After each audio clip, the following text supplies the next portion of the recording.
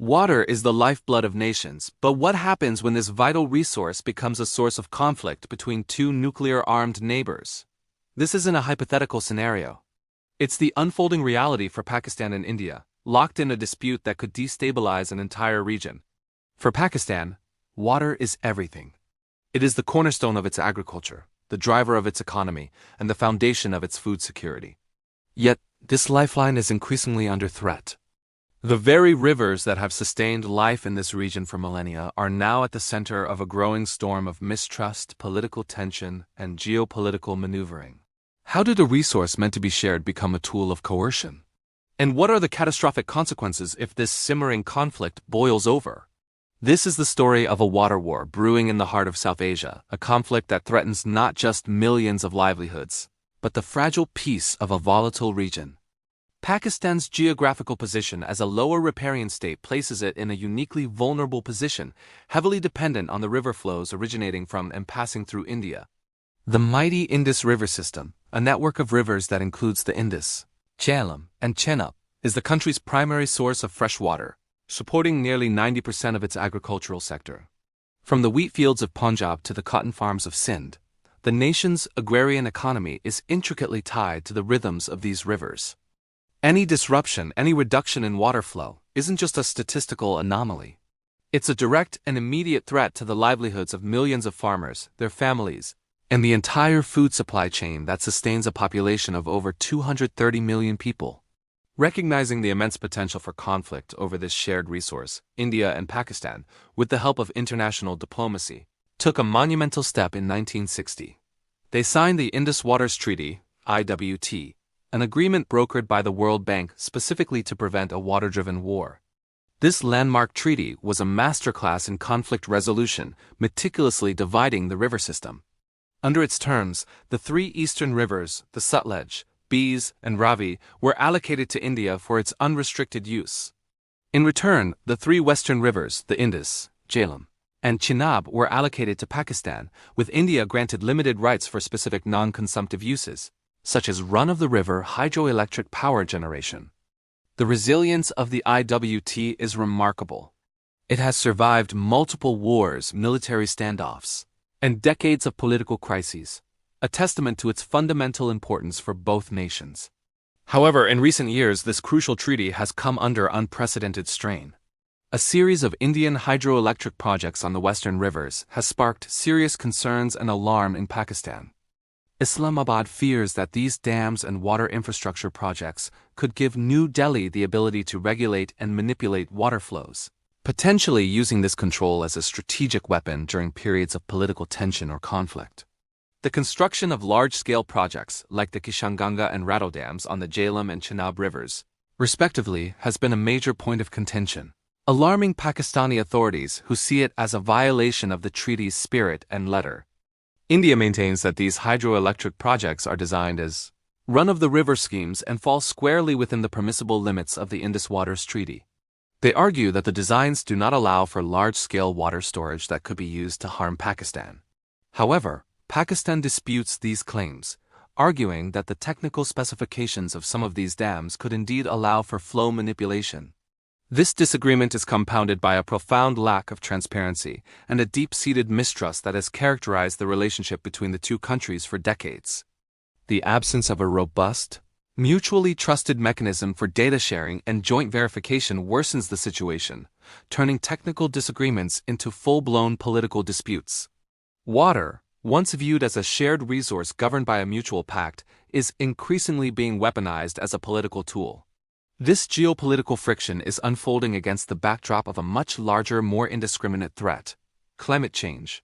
The Himalayan glaciers, the frozen reservoirs that feed the Indus River system, are melting at an alarming rate, reducing the long-term water reserves for the entire region. Simultaneously, climate change is causing more erratic and extreme weather patterns. Unpredictable and intense monsoon seasons increase the risk of devastating floods, while prolonged dry spells heighten the chances of crippling droughts. Water scarcity in South Asia is no longer a distant threat. It is a present-day crisis, and it is reaching critical levels. For Pakistan, the situation is particularly dire. The country is already facing one of the fastest rates of water depletion in the world, transitioning from a water-abundant nation to one that is water-stressed. This decline is a slow-burning crisis with far-reaching implications. Any prolonged water shortage, whether caused by climate change or upstream diversions, could trigger severe food shortages and runaway food inflation, destabilizing the economy and creating widespread social unrest. The nation's energy security is also at risk. Pakistan is heavily reliant on hydropower to meet its electricity needs, and reduced water availability in the rivers directly threatens the operational capacity of its power plants, potentially leading to widespread energy crises.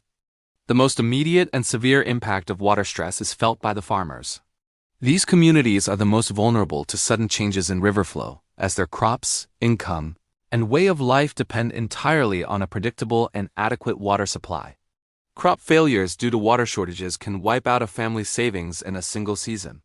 This agricultural distress can, in turn, trigger a cascade of secondary crises. Widespread rural poverty can lead to mass internal displacement as people migrate from failing farmlands to already overcrowded urban centers, placing immense pressure on city infrastructure and social services. Furthermore, public frustration over persistent water and power shortages can easily boil over, fueling political instability and eroding trust in governmental institutions. If Pakistan's legitimate concerns over water sharing continue to be ignored, the risk of rapid escalation becomes dangerously high. The water dispute has the potential to act as a powerful catalyst, intensifying the existing hostilities that have long defined the India-Pakistan relationship. In a region where peace is perpetually fragile, cooperative and equitable water management is not a luxury but a necessity for stability. The fact that South Asia is a nuclear-armed region elevates the stakes to an almost unimaginable level. A conflict that begins over water rights could easily spiral into a wider military confrontation with catastrophic consequences. The water dispute, therefore, acts as a potential trigger, a flashpoint that could ignite a much larger and more destructive conflict. Mechanisms for resolving such disputes do exist, but they have been consistently underutilized. Pakistan has repeatedly voiced its concerns at various international forums, seeking third-party mediation to arbitrate the disagreements over dam designs and treaty interpretations. However, India has historically preferred a bilateral approach to all disputes, including water, which limits the involvement of third parties and often leads to stalemates. This failure to constructively address the water disputes through established channels erodes regional trust and perpetuates a cycle of suspicion and accusation. Instead of being a source of conflict, sincere water cooperation could be a powerful confidence-building measure, creating a foundation of trust that could spill over into other areas of the relationship. Ignoring this issue is not a viable strategy. It is a recipe for disaster, risking the transformation of a manageable dispute into an uncontainable crisis. The Indus Water Treaty, a product of the 1960s, is in urgent need of modernization to address the new and complex challenges of the 21st century, most notably the impacts of climate change. The original treaty did not and could not have anticipated the rapid glacier melt and erratic weather patterns that now define the region's hydrology. Introducing provisions for joint monitoring systems using modern technology could significantly reduce misunderstandings and build confidence. Mandatory and transparent data sharing on river flows and reservoir levels is essential to move beyond the current environment of accusation and counter-accusation. Ultimately, a sustainable solution requires political will. High-level political dialogue between India and Pakistan must place water security at the top of the agenda, treating it not as a secondary issue but as a core element of national and regional security. Encouragingly, awareness of this critical issue is growing within civil society on both sides of the border, with experts and activists increasingly vocal about the need for cooperation. Many security experts have issued stark warnings that the wars of the future may not be fought over land or ideology, but over water. The window for proactive diplomacy is still open, and early, sustained engagement can prevent this dire prediction from becoming a reality. Sustainable and equitable water use is not just an environmental goal. It is a fundamental prerequisite for long-term peace and stability in South Asia. If the water dispute is allowed to erupt, the ensuing shockwaves will not be confined to Pakistan and India. They will ripple outwards, destabilizing the entire region and threatening global peace and security.